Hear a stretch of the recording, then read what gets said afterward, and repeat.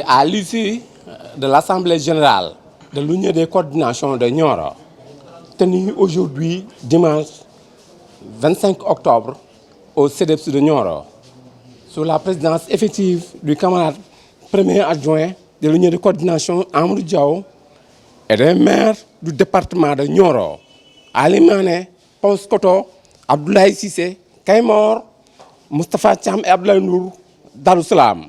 Il a été décidé cette résolution en violation des textes du Parti socialiste. Le camarade Serigne Mbaye Thiam a tenu une déclaration qui vise manifestement à saper l'unité et la dynamique du parti et à fragiliser sa direction.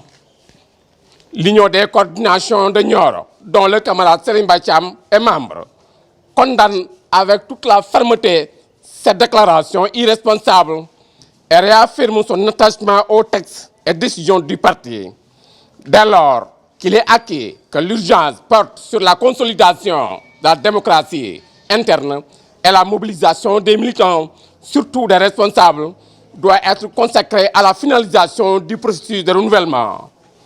C'est cette tâche politique qui doit nous occuper pour l'instant, afin d'assurer la légitimité des responsables, des organes de direction et des structures de base, et de garantir l'expression libre de la volonté des militants qui sont les seuls habilités à désigner le secrétaire général national du parti par un vote démocratique, transparent et libre.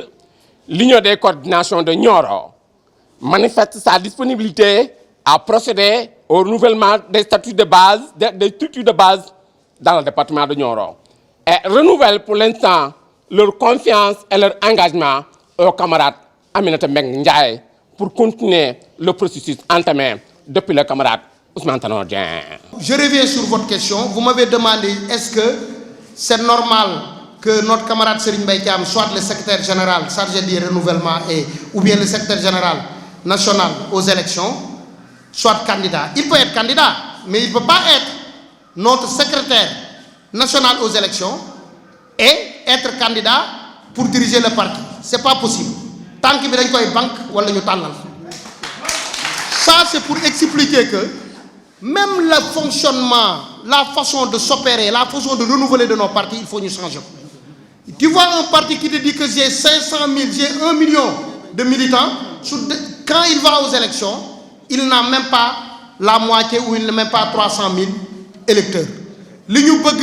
Quand on va renouveler nos partis, chaque membre du parti, avec chaque carte du parti, doit andal avec une carte électeur. C'est ça que nous demandons. Nous demandons que lors des renouvellements, ce n'est pas parce que j'ai une carte du PS, je dois avoir aussi ma carte d'électeur national pour montrer que je suis un potentiel électeur pour le parti. Et là, nous devons le proposer, et nous allons le proposer au parti. Mais quand on renouvelle un parti, moi j'ai quelque chose, je suis directeur, je suis chef de cabinet, je suis attaché de cabinet.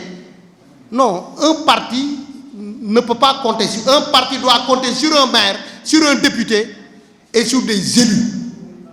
C'est ça la vocation d'un parti.